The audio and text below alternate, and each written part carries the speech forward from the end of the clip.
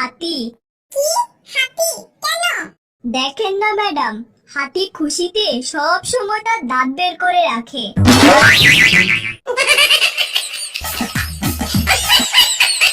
বলতো, ডাক্তার আসিবার পূর্বে রোগী মারা গেল, এটা ইংরেজি কি হবে?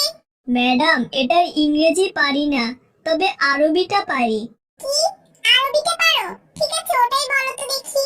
ইন্না লিল্লাহি ওয়া ইন্না ইলাইহি রাজিউন।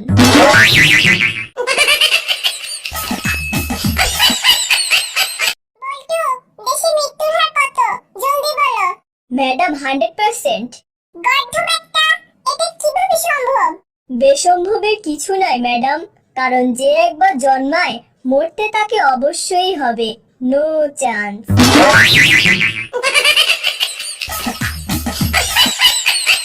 বলতো, কোনটি আমাদের জন্য অধিকতর গুরুত্বপূর্ণ, সূর্য নাকি চাঁদ? ম্যাডাম, চাঁদ। চাঁদ কেন? ম্যাডাম, চাঁদ আমাদের রাতে আলো দেয় যখন আমাদের প্রয়োজন হয়, কিন্তু সূর্য আমাদের দিনের বেলায় আলো দেয় যখন আমাদের প্রয়োজন হয় না।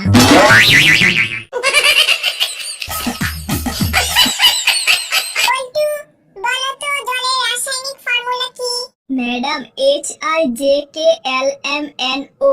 কি? তুমি কি বলছো এসব? ম্যাডাম, আপনিই তো গতকাল বললেন এটা হচ্ছে H2O, মানে H থেকে O পর্যন্ত।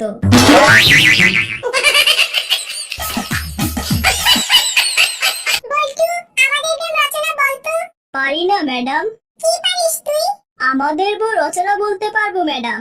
কি? আমাদের বই রচনা? এটা আবার কেমন রচনা? আচ্ছা ঠিক আছে, বলতো শুনি। বউ একটা গৃহপালিত প্রাণী, এরা গিন্নি নামেও পরিচিত।